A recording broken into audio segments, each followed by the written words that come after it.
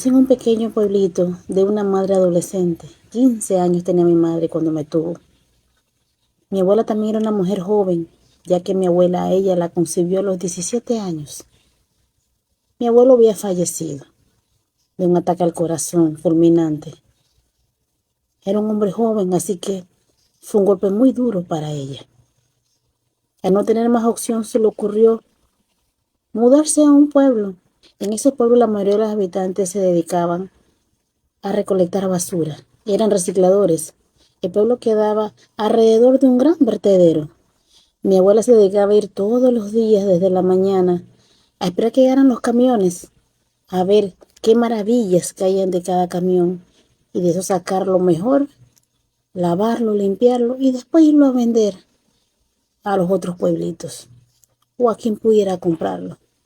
Siempre eran tonteras, muebles viejos, un sofá roto, que para unos era algo feo, algo que botar, pero para mi abuela era plata. Y así pasó el tiempo. Fui creciendo. Cuando tenía 5 años, mi madre decidió que ya estaba bueno, que no quería vivir más así. Se le ocurrió irse a la ciudad, guiada por un contacto de una antigua amiga, cuya familia se había ido a trabajar allá porque estaban cansados de vivir cerca de un vertedero. Mi madre se fue persiguiendo un sueño. Tenía 20 años cuando eso pasó. Al día siguiente que mi madre se fue, llegaron las malas noticias. La pobre nunca llegó a la ciudad.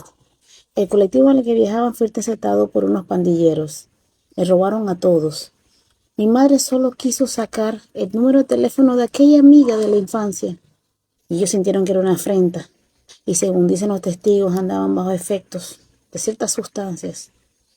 Y ahí mismo acabaron con ella.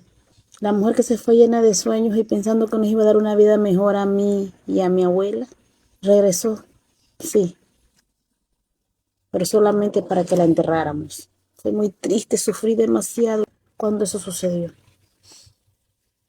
Bueno, a partir de eso solamente nos quedamos mi abuela y una tía que vivía allá en la casa, pero esa tía, esa tía fue el origen de todas mis tragedias. Era una mujer borracha.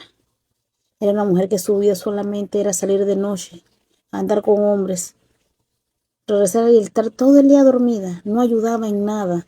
Decía que ella no había nacido para andar recogiendo basura. Pero simplemente estaba allí, estorbando. Mi abuela una vez quiso sacarla a la fuerza con las autoridades y se burlaron de ella. ¿Quién la mandaba a no haber sabido criar a sus hijas? Que tiene una hija que con 15 años había salido embarazada y tenía otra que se dedicaba a la vida alegre, que qué iba a reclamar. Así que a la pobre no le quedó más remedio que irse para la casa y a seguir aguantando a mi tía. Bueno, el tiempo pasó. Crecí. Un mal día que recuerdo como si fuera ayer. Salí con mi abuela al vertedero. Fuimos a ver como todos los días que caía de los camiones. Mi abuela salió corriendo porque llegó un camión que era de una área de gente popi, de gente de mucho dinero, y siempre caían cositas buenas. Mi abuela se tropezó, metió el pie como en un hueco de tanta basura. Hizo fuerza para salir, y no pudo. Empezaron los vecinos, corrieron, trataron de hacer que el camión se detuviera en lo que iba echando hacia atrás. El camión nunca se detuvo. Las llantas le pasaron por encima a mi abuela. Todavía lo recuerdo como hoy. La escena fue dantesca. Siento el olor aquí todavía en mi corazón de recordarlo. Aquella mujer que hacía lo posible para darme de comer a mí y a mi madre se había ido para siempre frente a mis ojos. A los 3 días, con ayuda de los vecinos, logramos darle cristiana sepultura y ese día exactamente comenzó mi calvario. Esa noche yo estaba encerrada en mi cuarto llorando. Tenía 9 años, pensando ahora qué voy a hacer. Mi abuela, con mi tía nunca me llevé bien. Siempre me regañaba por todo. Inventaba cuentos para que mi abuela me regañaba. Ya mi abuela la conocí y sabía que eran mentiras. Se ve que simplemente era una borracha habladora de cuentos. Mi amor, eran como las 8 de la noche. Pensé que me llamaba a comer. No tenía apetito. Pero igual salí. No quería pasar por malcriada y desobediente. Cuando salí de mi cuarto habían dos hombres extraños en la casa. Ya yo los había visto. Eran malandros y borrachos del pueblo. Gente con la que ella se rodeaba. Mi tía me miró a los ojos y dijo, aguanta, porque no te queda de otra. Esas fueron sus palabras. En ese mismo instante, los dos tipos se me abalanzaron. Me empujaron de nuevo a mi cuarto. ¿Qué no me hicieron? ¿Qué no me hicieron? Casi me matan. Y solamente escuchaba a mi tía parada en la puerta decir, denle más suavecito, no me la malogren, que tampoco pagaron tanto. Mientras ellos me rompían la ropa, me golpeaban, me tocaban, me hacían de todo. Ella simplemente miraba, cuidando que no le malograran la mercancía, que según ella recién empezaba. A partir de ahí empezó un verdadero calvario. Cuando salía durante el día me dejaba encerrada en la casa, le ponía candado. Como una vez empecé a gritar y a llorar. Los vecinos llegaron, me intentaron ayudar, pero ella llegó y ¿sabes qué dijo? Que era una loca malcriada, que andaba en malos pasos y que ella era la encargada de cuidarme. Que aunque ella estuviera enredada en cosas, ella no iba a permitir que yo quedara en lo mismo. Y las personas que pensaron ayudarme les creyeron esa mentira. Desde ese día me empezó a dejar amarrada a la pata de la cama. Noche tras noche llegaban diferentes hombres y ella hacía lo mismo. Se paraba en la puerta del cuarto a cuidar que no le malograran la mercancía. Llegó un punto en el que ya yo no sentía. Ya dejé hasta de llorar. Cuando ese momento llegó después de cumplido los 11 años, al parecer ya había yo perdido la gracia. A mis 11 años ya yo había perdido la gracia. Definitivamente doy gracias al cielo de que así fuera, porque el montón de perversos que llegaban, lo que les gustaba era verme llorar, verme gritar, verme pelear, verme luchar. Y como un día simplemente mi cuerpo se apagó y ya no me importó, ya yo perdí la gracia. Ya yo no era interesante. Así que digamos, perdí muchísimos clientes, según mi tía. Y como ya no le servía, se le ocurrió una idea mejor. Me llevó a la ciudad y allá en la ciudad me vendió. Me vendió una pareja.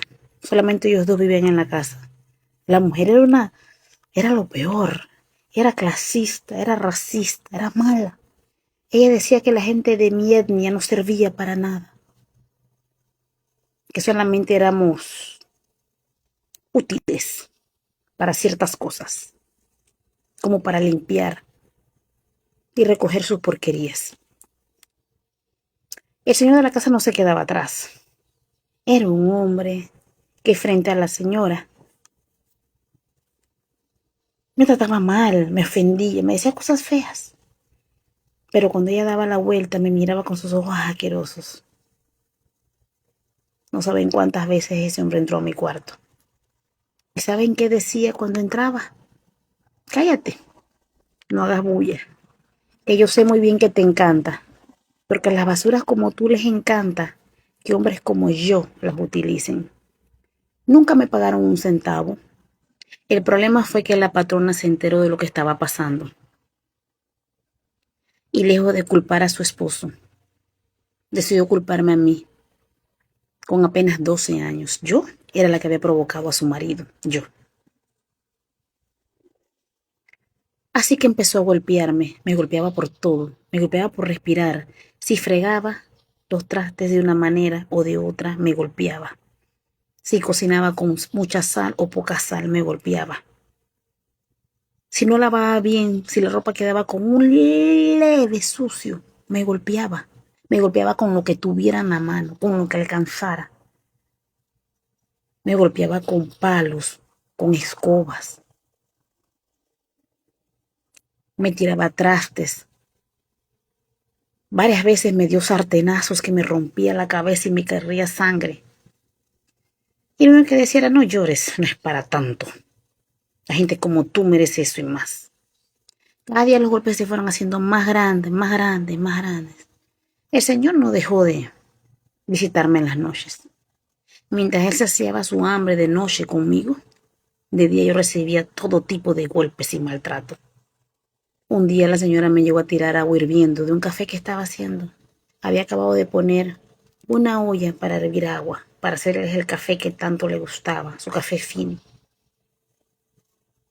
Y de los nervios, cuando agarré el café lo derramé un poco antes de servir la cantidad que tenía que poner en la olla.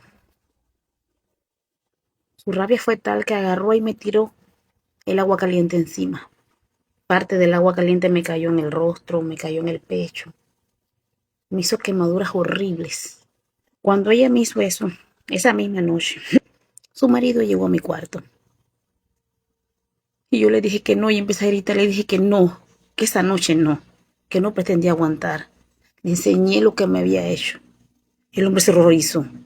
Se horrorizó tanto que me llevó al hospital. No le pidió permiso a ella, simplemente me agarró y me llevó al hospital. Él no pensó. Él simplemente me llevó por ver el estado de mi piel. Allá en el hospital me preguntaron, ¿qué te pasó, niña? ¿Qué te hicieron? Yo estaba flaca, llena de moretones, en la cara, en los brazos, en las piernas. Para los médicos no fue difícil verme solamente de reojo y saber lo que yo estaba viviendo. Se me acercó una doctora junto con un oficial de policía y me preguntaron qué me había pasado, que ella estaba segura. Y me puse a llorar y conté todo lo que había vivido. Desde que salí de allá del pueblito, de cuando llegué a esa casa a trabajar, de lo que me hacía ese hombre en las noches, de que su mujer en vez de ponerse de mi lado, viendo que era una niña, lo que hizo fue empezar a golpearme y a maltratarme. Todo se los dije. Me tomaron una declaración. Se fueron a buscarlos. Obviamente no los encontraron. Ya se habían ido del país. Ellos tenían recursos. Así que en lo que demoraron en curarme y tomarme declaraciones, les dio tiempo suficiente. Mis tías sí la lograron arrestar. Ella está pagando por venderme a mí.